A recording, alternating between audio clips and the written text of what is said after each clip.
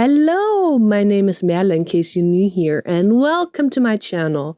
Okay, so I started this little, let's call it filler question answering episode thingy a while ago, and I haven't really worked on this for a while, but I feel like it's finally time that I continue answering some of your questions. And I have this really juicy question, and I would love to get into it. I have a question. Why are almost all ball-jointed dolls female and have extremely narrow waists and extremely wide hips? Like, I understand when people follow a trend, but in this case of BJDs, it's like at least 80%. What happened here? Little disclaimer before we get into this video. This is just my opinion, what I have observed, and there are some sensitive topics that are discussed, like bodies and stuff. So if you're not into that and it might be triggering to you, maybe this is not the little casual chit chat suitable for you. So with no further ado, let's get started. So I thought about this question for almost a year, and I have to say I think it's very interesting because taking a step away from the BJDs for a moment and looking at it from a fashion and cultural viewpoint, the body sadly has always been put into what is fashionable, and that's how it's supposed to look at the moment. It has always been like that back in Rococo, Baroque, and the 20s, the 50s, in the 90s, early 2000s. In every decade, it has always been, or century, it has been a certain body type that has been trendy for the time. Back in the day, for example, going to Baroque and Rococo, they used corsets and fashion to achieve those looks that are also very trendy, which I also find very funny if you look at paintings out of certain time periods, how the women and men kind of always look the same because they wanted to look like what is trendy at the time. So the artists photoshopped, in air quotes, the subject to fit the beauty standard of the time. I think it's very funny how they always kind of cheated that way. And yeah, and then the toxic thing of the body and being a fashion object, like the 90s and the early 2000s, where the super skinny was trendy, extremely toxic, and it created a lot of body dysmorphia. A lot of us millennials are still struggling from that, but it was what media and the fashion industry told us day to day, that's how you're supposed to look, and that is, yeah, a very toxic thing. But also, then there's also the movement of culture things that are happening next to the fashion trends that are happening. Because if you look at how the women and the people looked after the Great Depression or after the wars, it was a luxury to be healthy looking, to have more meat on your bones and stuff like that. So it was, of course, more trendy to have like, look, all the healthy posters and this is a healthy woman and her shape and stuff like that. So it's very interesting because the culture that you're currently in and also the fashion trends that are being pushed in that time determine what is desirable, which is crazy. Also, I find the video from Carolina Żebrowska. She has a video about Ozempic killing body positivity. Also, a very good watch. I recommend it. Also, I'm going to add the link in the bottom about this because I feel like she also puts it in very nice words of how the fashion industry and certain things that are going on culturally impact. If it's trendy to be thin or to be curvy. It's ridiculous, isn't it?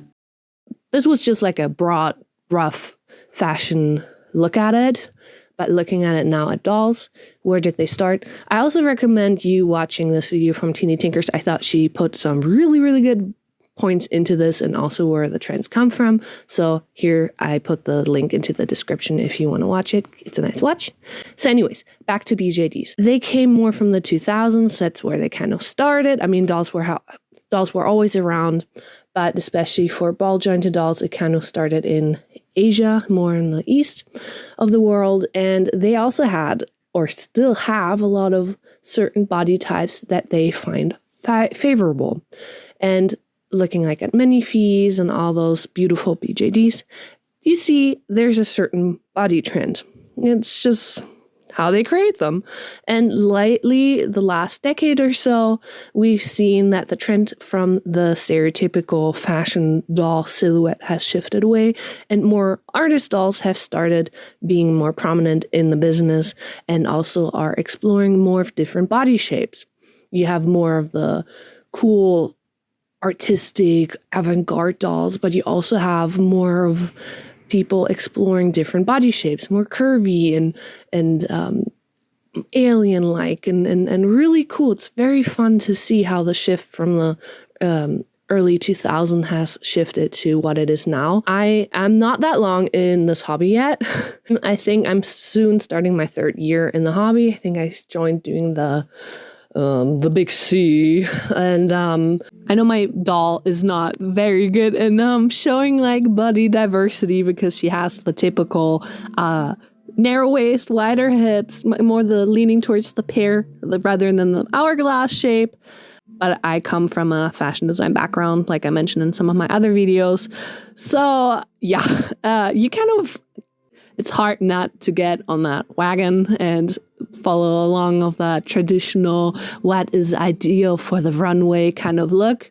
Her body type is based off of my fashion illustrations and all the illustrations that I've got to know in my studies, which does not mean I'm not gonna do other body shapes in the future. It's just what I started out with, which is comfortable to me at the moment.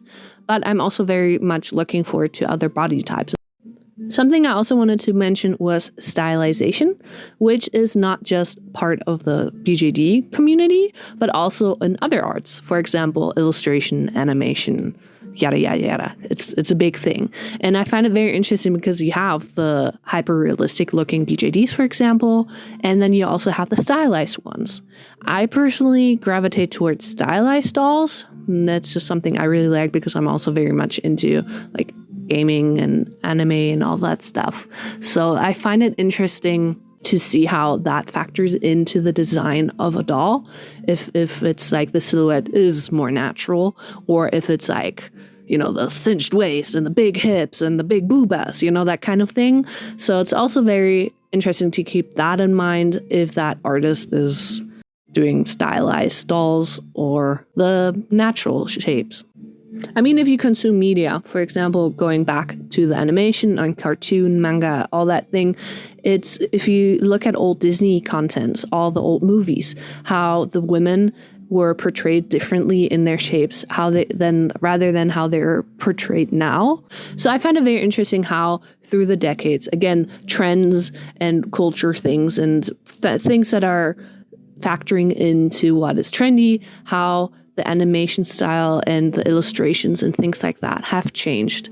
Where when you look at the 90s, early 2000s, how in manga, the illustrations, they tend to be like very thin and long, like kind of like the, I don't know if anyone of you remembers Lovely Complex, that manga, or even Nana. If you look at Nana, it's also the stylized, like very long, thin legs.